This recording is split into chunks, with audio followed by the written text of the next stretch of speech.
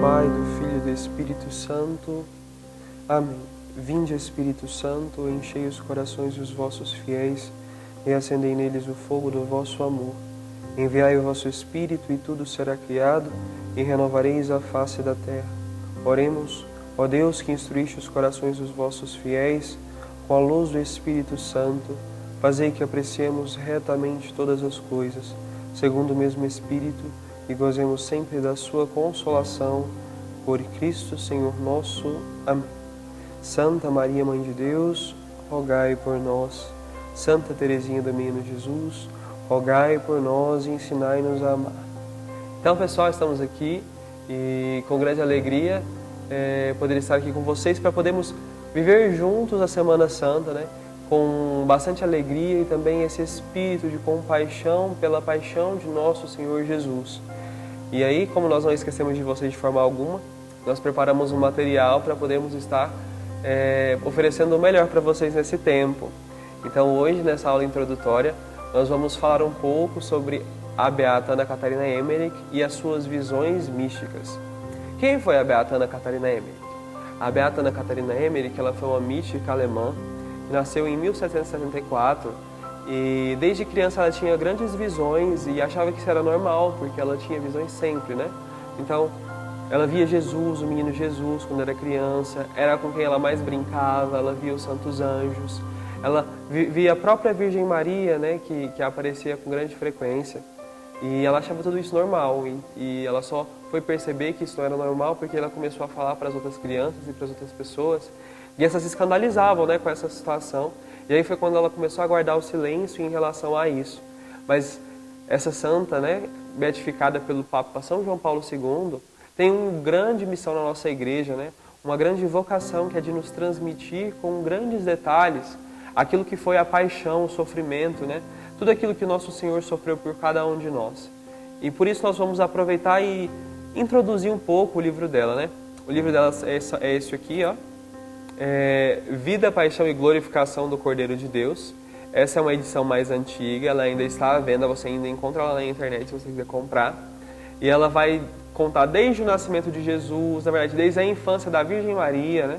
A infância da Virgem Maria, a infância de Jesus, a vida secreta, oculta de Jesus, a mocidade de Jesus. E toda a vida, o ministério público também, a pregação de Jesus, como ele escolheu os apóstolos, né? Os amigos de Jesus, Lázaro em Betânia, né?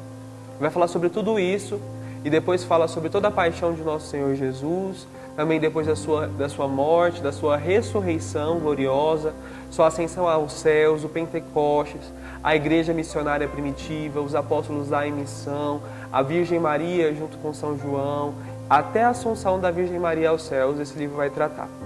E tem também essa versão, que ela é mais popular, que é Vida e Paixão do Cordeiro de Deus, da Biblioteca Católica. Esse livro, ele é mais bonito, né? Mas ele em conteúdo, ele é menor do que esse outro. Esse outro que eu mostrei agora, ele, como eu disse, vai até a Assunção da Virgem Maria. Esse aqui vai somente até a morte de Jesus. Por isso que ele não chama Vida, Paixão e Glorificação, mas só Vida e Paixão do Cordeiro de Deus. No entanto, essa edição aqui já está esgotada. Então seria bom que todo mundo comprasse essa aqui. Então, para incentivar vocês, eu vou usar mais essa daqui também ao longo dos vídeos. A mesma tradução, então a diferença nenhuma se eu usasse um ou outro. E aí uma questão interessante é que, como a gente está na Semana Santa, não tem como se você não tem, adquirir o livro em cima da hora. Mas no YouTube a gente disponibiliza para vocês links com audiolivro, sabe? Aí tem a pessoa lendo o livro e você pode acompanhar. Então a gente vai disponibilizar isso para você se você quiser se aprofundar. Então, voltando, né, à questão da vida da Beata. Então, a Beata muito piedosa, muito santa, desde sempre com muita piedade, muita oração e humildade, né? Engraçado que os pais dela percebiam esses fenômenos nela, e aí, como pais cristãos e virtuosos, os pais dela não queriam mostrar para ela que isso era uma coisa especial, para que ela não começasse a se envaidecer. Então, os pais dela acabavam que eram rígidos com ela. E aí, como ela via os pais das outras famílias elogiando os filhos, né, e envaidecendo os próprios filhos, e ela percebia que os pais dela não faziam isso com ela, pelo contrário, eram rígidos com ela, ela já cresceu achando que ela era uma criança muito má. E isso foi ajudando com que no espírito dela fosse crescendo a verdadeira humildade, né? Que também eu e você a nossa vida cristã, nós devemos cultivar, né, essa humildade que já na Beata Catarina, enquanto criança, era um reflexo da própria humildade do Cristo, que nós vamos ver ao longo dessas aulas.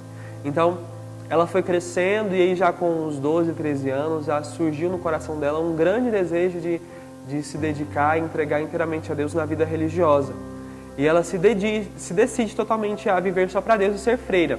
O problema é que ela era muito pobre, né? E naquela época, acontece que as irmãs que fossem entrar para o convento, assim como as noivas que iam se casar, elas tinham que pagar um dote, né?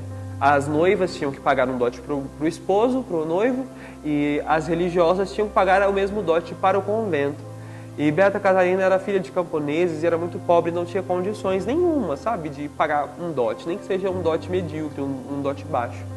Então ela começa a trabalhar como criada na casa de outras pessoas e começa a juntar dinheiro, né? Recebendo sempre muito pouco para aquela época. E ela começa a juntar dinheiro para poder pagar esse dote. Ela passa anos da vida dela trabalhando como criada e junta pouquíssimo dinheiro, assim, muito pouco. Então, para complementar esse dote que ela tinha recebido, ela se mudou para a casa de um organista da cidade dela. O organista é aquele que toca órgão, né? Que é um instrumento clássico, parecido com piano, que se toca nas músicas sacras, né? Do canto gregoriano. E naquela época era bem famoso. Então, ela achava que se ela aprendesse a tocar órgão, no mosteiro em que ela gostaria de ingressar, seria mais fácil ela ser aceita com aquele dote pequeno que ela tinha, né? Pouco dinheiro, mas sabendo tocar órgão, ela achava que ela poderia, então, ser aceita. Acontece que quando ela chega na casa desse organista, que também era muito pobre, ela vê assim, tanta miséria lá e a dificuldade que eles passavam na família, que ela se compadece e ela decide parar de estudar o instrumento do órgão e começa a ajudar a família como criada, a cuidar das coisas da casa. E todo o dinheiro que ela, durante anos da vida dela, porque, por exemplo, ela tem o chamado lá com 13, 12 anos. Ela vai entrar no convento com 29, então ela passou muito tempo trabalhando na vida dela. Então todo o dinheiro que não... E apesar disso tudo, de todos esses anos, o dinheiro era pouco. Então o dinheiro que ela conseguiu juntar, ela dá todo para essa família, para que a família não passe pela miséria, para que a família não passe fome, né? E ela confia na providência de Deus, de que se Ele deu o chamado para ela, então Ele vai dar um jeito dela entrar para o mosteiro. E é exatamente isso que acontece. A filha desse organista, onde ela está morando, na casa onde ela está morando, a partir do exemplo dela, né, da piedade dela, também é despertado nessa filha desse organista o desejo de ser religiosa. E se apresentando para o mosteiro das Agostinianas da cidade, e dizendo que sabia tocar órgão, né? Era um organista, essa menina, por ser filha também do organista, né? Ela é aceita como religiosa, mesmo não tendo dote para ser dado, né? E só que o pai dela, um homem muito cristão e cheio de gratidão com a Beata Ana Catarina Emmerich, ele diz que a filha dele só vai entrar no convento com a condição de que Ana Catarina Emmerich também entre. E assim ela entra para o convento das Agostinianas. E aí a vida dela muda, assim, né? Porque ela já era uma grande mística, tinha visões e passava por muitos sofrimentos, né? Então, o que vai acontecer é que ela tem uma visão muito importante para a vocação dela.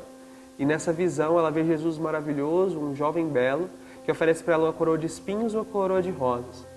E aí ela escolhe a coroa de espinhos, Jesus a coroa com essa coroa de espinhos, significando todos os sofrimentos que ela teria que passar. E ela aperta a coroa sobre a própria cabeça e aí imediatamente ela já começa a sentir dores veementes e ânsia de vômito e náuseas e tonturas e muitas pontadas na cabeça e até mesmo a veste dela de religiosa, né, que tem aquela touca branca que as religiosas contemplativas usam, vivia muito suja, né, de sangue, né, que ela precisava ficar lavando e trocando constantemente. Alguns anos mais tarde ela tem outra experiência semelhante que cheia de amor por Jesus, esse mesmo Jesus glorioso e belo aparece para ela e entrega para ela um crucifixo. E ela beija esse crucifixo e traz de encontro ao coração, assim, com muito amor. E aí, quando ela tira o crucifixo do coração, aonde ela tinha imprimido o crucifixo, fica uma marca de uma cruz e essa marca sangra, né? Vira uma ferida. E ela sangra, a princípio, todas as quartas-feiras e depois todas as sextas-feiras, fazendo a santa passar por muitos sofrimentos.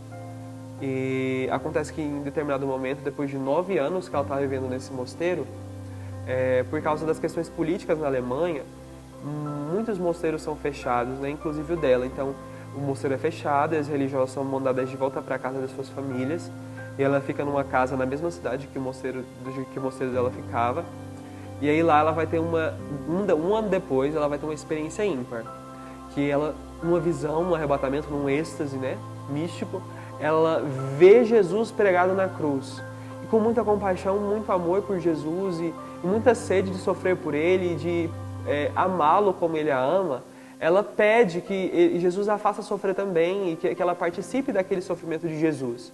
Então Jesus, atendendo o pedido dela, saem feixes de luz, uma luz avermelhada e luminosa de todas as 5 chagas de Jesus, e essa luz alcança os pontos das mãos, dos pés e do lado do coração da Beata Catarina Emmerich. E aí ela é estigmatizada, ela recebe os estigmas da Santa Paixão de Jesus, os quais ela vai possuir até a sua morte, 12 anos mais tarde. Então ela vai passar 12 anos com os estigmas, e durante todo esse período ela não conseguia comer por causa das dores. Então ela vai passar 12 anos se alimentando apenas da Santíssima Eucaristia. Então, uma mística extraordinária, assim, cheia de humildade, de compaixão, de amor pela Igreja, né?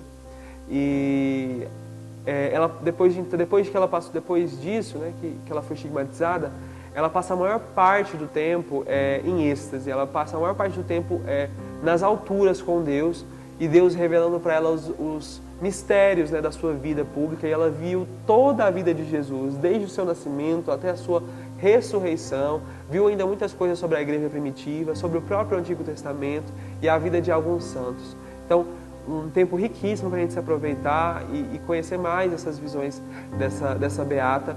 Visões, inclusive, que em um dos livros do padre Gabriele Amorth, ele diz que num exorcismo, o demônio ele ruge dizendo que todo cristão que se preze deveria ler esse livro. E muitas coisas extraordinárias aconteceram por causa desse livro, né? O próprio filme, né, da Paixão de Cristo, do Mel Gibson, que a produção do filme está envolta em tantos mistérios, em tantas coisas sobrenaturais, né? Foi algo extraordinário, né? E todo esse filme foi baseado nos escritos das visões dela. Também a relíquia da Casa de Nazaré, que foi recentemente encontrada, a casa onde aconteceu a anunciação à Virgem Maria, onde a Virgem Maria disse o seu sim. Essa casa que, no tempo das guerras dos muçulmanos, ela foi transportada para Loreto, na Itália. E ela foi transportada para lá porque correu muito risco dela ser destruída. E o próprio Deus, a própria providência divina, quis manter para nós a relíquia dessa casa, a casa silenciosa da Virgem Maria, onde a Virgem Maria, recolhida em oração, recebeu um anjo em seu meio. Foi aí anunciado que ela seria a mãe do Salvador, e ela disse o seu sim generoso com muita fé. Então, a partir dos escritos da Beata Catarina Emmerich, os arqueólogos conseguiram identificar a casa, e hoje nós temos a oportunidade de ir lá visitar. Então, é uma grande oportunidade para cada um de nós, nessa Semana Santa, em plena quarentena do coronavírus, que nós possamos, de fato, nos aprofundar na nossa espiritualidade. Não gastarmos o nosso tempo com coisas fúteis, como celular, internet e coisas pouco importantes, ou mesmo ficar curtindo preguiça em nossa casa, mas que nós possamos nos compadecer da paixão de nosso Senhor e do nosso sofrimento, que mesmo espiritualmente nós possamos viver uma santa Semana Santa. Então, eu conto com vocês, com a participação de todos. Então, teremos mais vídeos e eu espero por vocês. Conto com a participação de todos. Deus abençoe, que sejamos então Juventude Santa.